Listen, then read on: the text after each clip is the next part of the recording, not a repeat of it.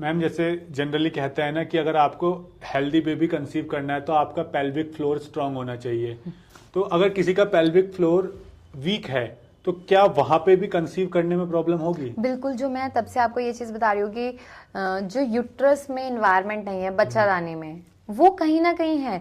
और जो ये कि आज के टाइम में मिथ बन गया ना कि लेडीज को काम नहीं करना चाहिए। देखिए, कोई ऐसा क्लिनिकल कोई ऐसी प्रॉब्लम है तब एक डिफरेंट है, लेकिन जितना आप पैर के बाहर बैठेंगे, अपने पेल्विस को स्ट्रांग करेंगे, आप उतनी ही नॉर्मल डिलीवरी कर सकते हैं।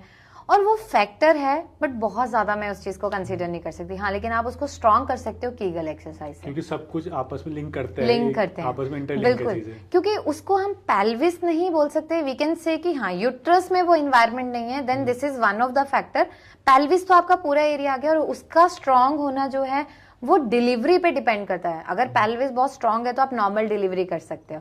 अगर आप में उतनी स्ट्रेंथ नहीं है, then you have to go for caesarean. तो क्या आप मैम आपके पास क्या ऐसे पेशेंट है जिन्होंने आईवीएफ छोड़कर, मतलब जिन्हें आईवीएफ से सॉल्यूशन नहीं मिला और नेचुरली कंसीव कर लिया? बिल्कुल। आज मैं आज आपसे जब मैं शूट कर रही हूँ, मैंने जस्ट 3 दिन पहले अपने पेशेंट के टेस्टिमोनियल शेयर किए थे।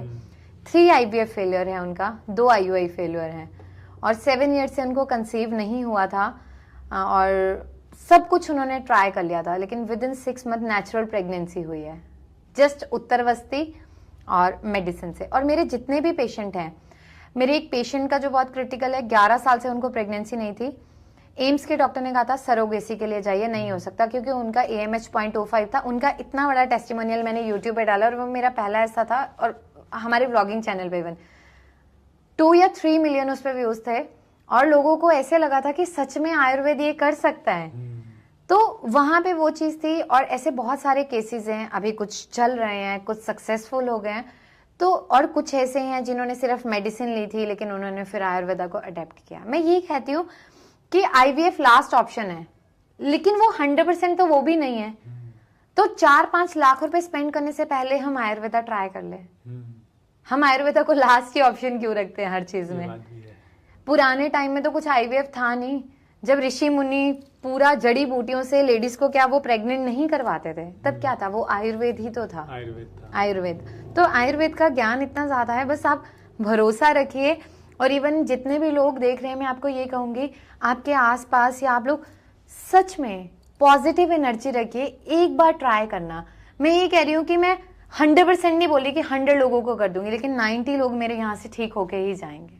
इनफर्टिलिटी जो है वो कहीं ना कहीं इमोशनली भी ब्रेक डाउन करता है, मेंटली भी करता है, और सोशली। क्योंकि जब आप ग्रुप में जाते हो, आपके फ्रेंड्स के बच्चे दिखाई देते हैं, आपके नहीं दिखाई देते, तो लोग कहीं ना कहीं कहते हैं क्या हो गया। फिर वो आपको 10 रास्ते बताते हैं, आप ये डॉक्टर के पास चले जाओ, इसका सही था, ये इसके पास चले जाओ।